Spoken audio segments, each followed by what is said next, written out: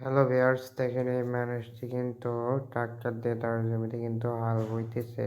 তো এই জমির মাটি কাদা করতেছে, খুব সহজে কিন্তু এই ট্রাক্টর দিয়ে কাদা হয়ে যাচ্ছে, বা খুব ফিনিশিং মাটি কিন্তু একদম হয়ে যাচ্ছে, আবার কাদা হয়ে যাচ্ছে।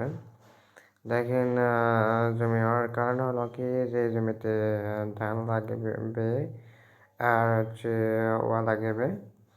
তো ধান লেগে পরবর্তীতে ধান ফলাবে জমিতে।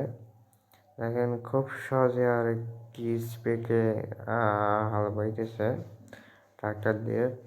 দেখেন কাদার ভিতরে কিন্তু ভয়ে ট্রাক্টর কিন্তু সেই জোরে চলে, আর ওখানে লোহার চাকার কারণে মানে চাকাটা পিছলিচ্ছে না।